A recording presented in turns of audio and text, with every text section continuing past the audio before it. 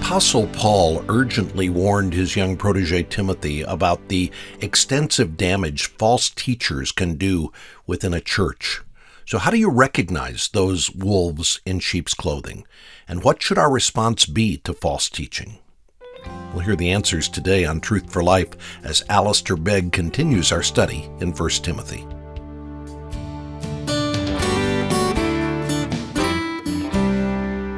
Back in 1 Timothy 4, the falling away is a falling away from faith, and it is a falling away from the faith.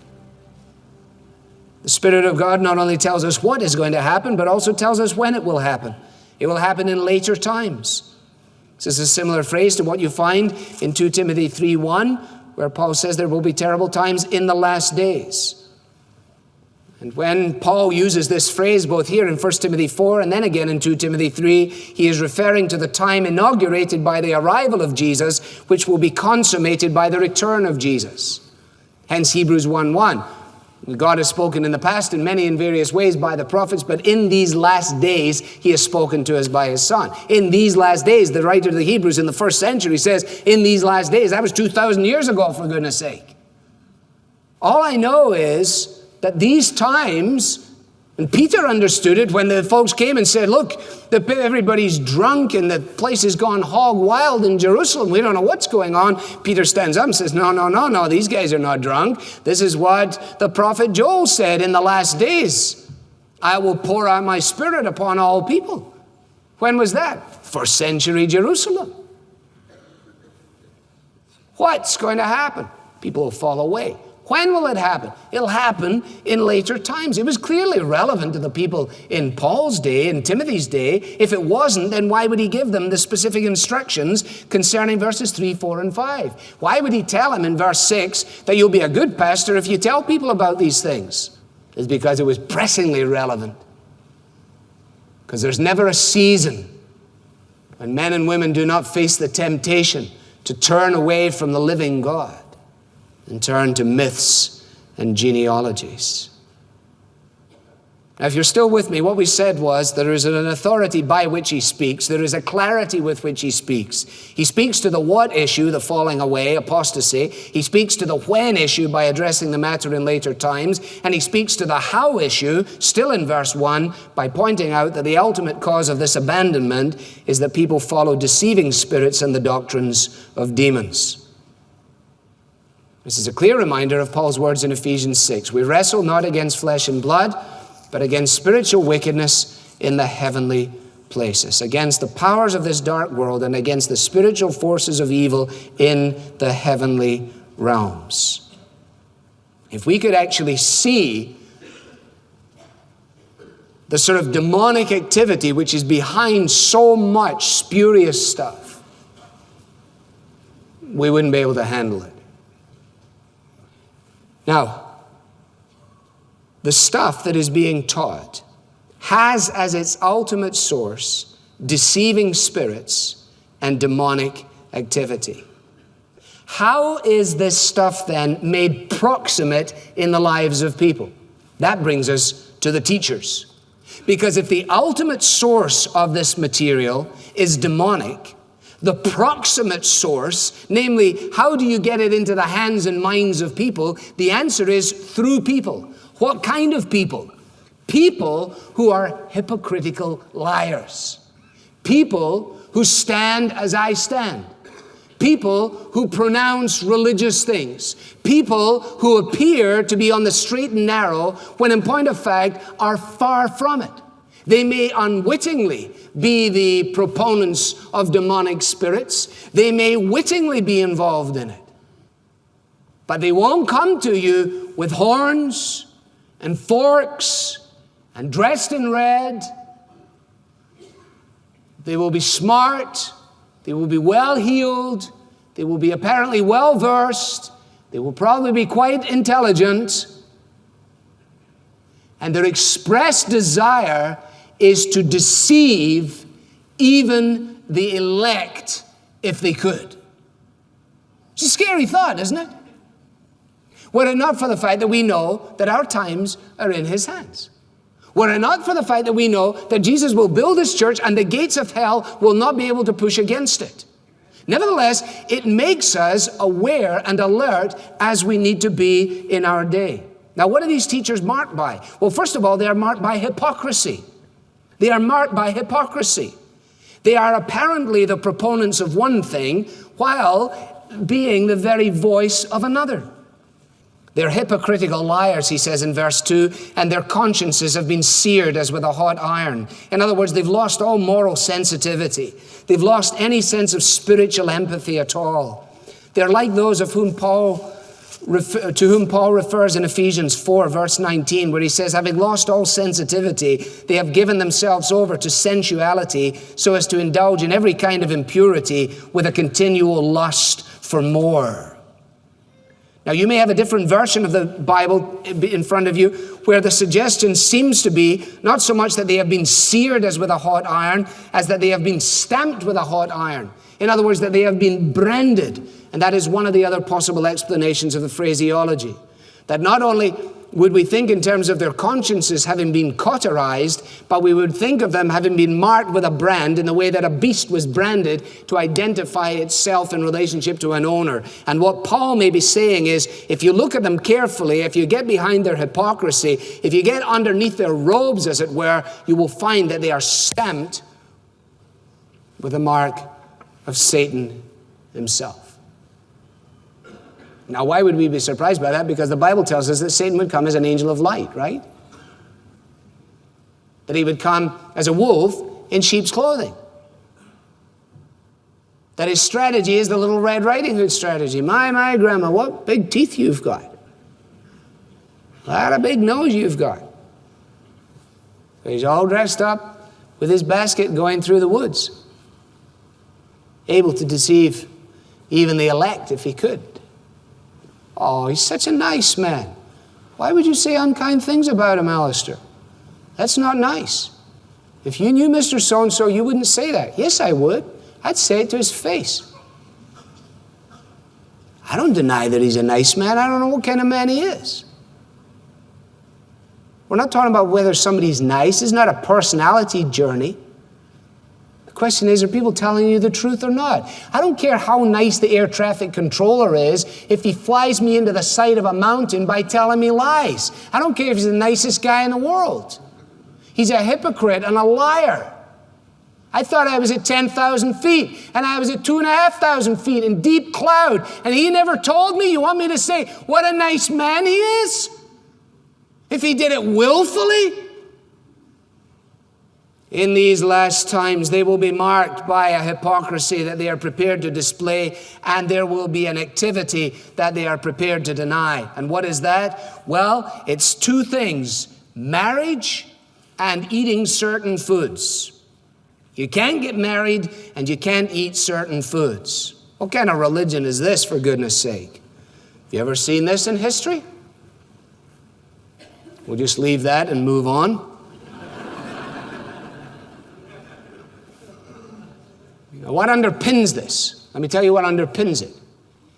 It is the idea that in abstaining from these outward things, we might obtain a higher spiritual perfection. And as a result of refraining from these things, then we will advance in our spirituality. And so these hypocritical liars come up with these things. He mentions just two. There's a whole host of them all over the place. But these unlawful requirements, Paul wants his readers to know, are never a means of promoting a superior state of godliness. And what they are suggesting is a self-induced form of asceticism. They are suggesting that by not touching, by removing yourself, by isolation, by staying away from all this, you can advance the cause. And Paul says you can't. He says it here. He actually says it with great clarity in Colossians chapter 2, at the end of Colossians 2. He says, since you died with Christ to the basic principles of this world, why, as though you still belong to it, do you submit to its rules? What are the rules? Don't handle, don't taste, don't touch. These are all destined to perish with use because they're based on human commands and teachings. Such regulations indeed have an appearance of wisdom with their self-imposed worship, their false humility, and their harsh treatment of the body. But notice this. They lack any value in restraining sensual indulgence. Isn't that what Jesus told the Pharisees?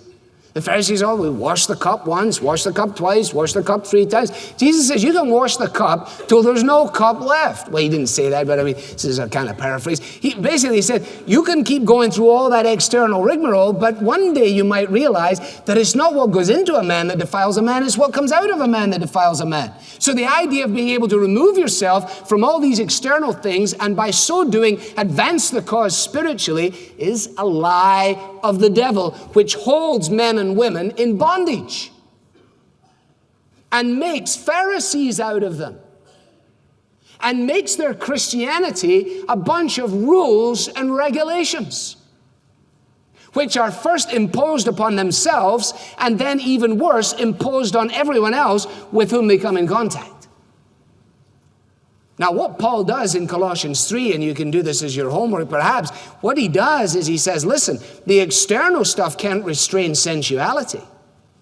But since you have been raised with Christ, and since the Spirit of God lives within you, then if you will respond to the prompting of the Spirit of God, then you will learn to put to death what is earthly, and you will learn to wear the clothes which are heavenly. But it's not as a result of self-effort from the outside in. It is not a self-induced asceticism. It is a Spirit-filled discipline.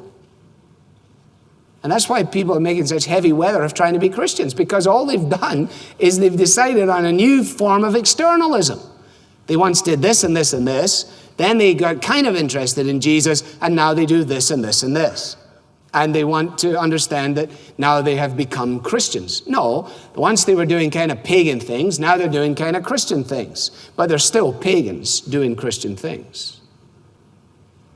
Until we come to acknowledge that we're sinners, and that unless God comes and fills us with His Spirit and makes us, inclines our hearts to obedience, then we'll continue to go on our own merry way. Now, the underlying notion here has a very contemporary dimension to it. It takes until about the 2nd century before Gnosticism gets into its own. But the roots of this theory and practice were already abroad in a kind of combination of Jewish ritualism and pagan superstition. And so these first readers were encountering people who were saying to them this: matter is evil. God is spirit. He is not matter. And for these people, you see, Jesus was not actually God. It was a perfect New Age thing. And what they were saying was, God is spirit, matter is evil. Therefore, we have to subdue matter. There are 2 ways you can do it. You can either shun it, which is what is being dealt with here, or you can overcome it by indulging it. But whatever way you do, you just disregard it completely. You can disregard it by staying away from it, or you can disregard it by doing anything you like with it. And John and Peter and Jude and other places address that kind of sensuality, which was an effulgence from Gnosticism. And Paul here is addressing the other side, which is the idea of do not handle, do not touch, stay away, don't touch this, don't get married, don't do these things. And if you do all of that, hey, you're going to be a great Christian. At the monastery of Telenesos in Syria, Simeon the Stylite, from 390 to 459, practiced his idiosyncratic austerity of living on top of a column. His austerity was real enough and won the deep reverence of the country people. He attracted many disciples to the monastery, inspired later imitators like Daniel, who lived from 409 to 93. This Daniel spent 33 years on a column near Constantinople. So he's up the pole for 33 years in the cause of Christianity. I don't want to be unkind to anyone. I don't want to trample on anyone's toes. I want to be as nice as I possibly can. But let me tell you, I haven't seen anybody up the pole recently, literally. But the limited amount of travel that I do around this country, I keep coming up against this. An increased disengagement from the culture. We don't want to be involved there. We don't want to be involved there. We don't want to touch this. We don't want to touch that. So eventually, we're just living in a little bubble all of our own. We might as well be up a pole. All of the salt is in the cellar. None of it's in the potatoes. All of the peppers in the shaker. None of it's on the pork. And the only time we apparently run out is to get political. And then we run back again. It's funny when Jesus never called us to run out for that. What are the readers to do? Two things, because my time's gone. Well, they're to enjoy the remedy that is there. There's a remedy that they encounter, and there is a liberty that they enjoy. It's a wonderful little section that Paul then goes to. He says, listen, God created these things, marriage and these foods, to be received with thanksgiving by those who believe and who know the truth. Not just by those who believe and know the truth. He says, but if men can enjoy being married, and if men can enjoy the food, then why in the world wouldn't Christians be able to do the same? And then he gives the principle. For everything God created is good, and nothing is to be rejected if it is received with thanksgiving, because it is consecrated by the word of God and prayer. In other words, when we live in the enjoyment of what God has provided in creation for us, then we may enjoy it to the full. It is not that by our praying, we somehow or another transfer some special intrinsic goodness to the food. I mean, sometimes when we sit in some restaurants, we might wish that we could, but the fact of the matter is we can't. So what does it mean? It is consecrated. It simply means this, that when I genuinely thank God for what He's given me, then the food is set in its proper perspective. And when it is set in its proper perspective, then it may be enjoyed, and it will be enjoyed as something sacred. And the same is true of sex. You cannot violate God's command in relationship to human sexuality, either by fornication or whatever else it is, and pray first and pray afterwards. As if somehow or another we could transmute evil into good simply by saying, well, let's have a little word of prayer about this. That's not what he's saying. He's saying, but when a husband and wife understand the beauty and the enjoyment and the fulfillment that is represented in human sexuality, then they may enter into it with thanksgiving and with great joy. And when we sit down to eat our food, they say it is an amazing thing that God would provide for us in this way. We don't have to worry about whether it's pork or whether it's fish on Friday or whatever else it is. Sit down and enjoy it. I keep meeting Christians who are frightened because things are going too well. They're enjoying themselves. And they think they're waiting. Oh man, I've had such a good year. I think I must be doing something wrong. My marriage is in good shape. There's something fouled up here. Where do you get this from? You want to live 33 years up a pole or something? Do you realize what Paul says by the time he ends up 1 Timothy? He says in 1 Timothy 6, we'll come to it eventually, he says, tell the rich people not to hang their hat on being rich. He said, but remember this, God has given us everything richly to enjoy. He's not talking about ill-gotten gain. He's not talking about rampant materialism. He's not talking about a preoccupation with ourselves that makes us think we're smart because of what we've achieved, because after all that we are and all we have is a gift from God in any case. But what he's saying is that God provides these things for us, and that Christians of all people ought to be able to show the world the beauty and the wonder and the enjoyment of living life. And by our very vitality in life, the world would be coming to us and saying, how come it's like this? Why is your marriage like that? Why is it like this when we eat in your home? And what will the answer be? We've rejected the nonsense from the hypocritical liars. And the remedy is found in God's creation principles. And the liberty that's enjoyed is a wonderful liberty.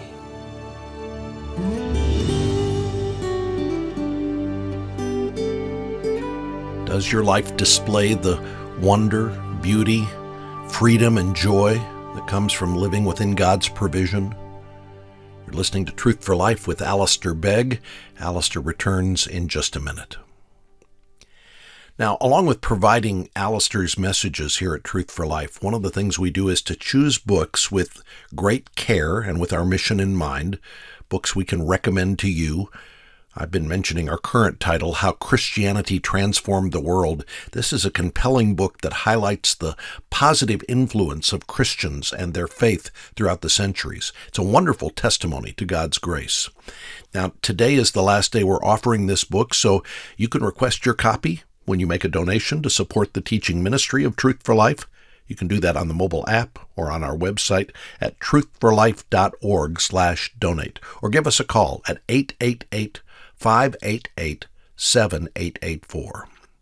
And by the way, if you'd like to purchase additional copies of How Christianity Transformed the World for your church library or to share with others, you'll find them available in our online store. They're available for purchase at our cost of just $5. Visit truthforlife.org/store. You'll also find a wide variety of quality books and resources that make great gifts to give to graduates or newlyweds or just to encourage someone. They're all available at our cost, so give yourself a few minutes and shop the store. Again, go to truthforlife.org/store. Now here is Alistair to close with prayer. Father, so many men coming after your Son have tried to tie us up in knots in relationship to what it means to follow you, that we do need to pay careful attention to Paul's words here and be on the alert, lest we take the grace of God and we use it as a basis for license, namely just saying we can do what we like, which would be to violate your truth, or that we use it as a foundation for legalism, which again would violate your truth. Help us not to fall down either side of the narrow striding ridge, which is living in the perfect law of liberty. Thank you for the wonder of your word, that having been set free, we don't get entangled again in a yoke of bondage. Father, I pray that you will help us to be discerning in these days. Grant that our words may be full of grace and seasoned with salt. Grant that coming out of this sermon, you will remove from our recollection anything and all that would be unhelpful and harmful to the cause of Christ. And grant that we might just follow hard after you. Make us soldiers of your cross, bearers of your name.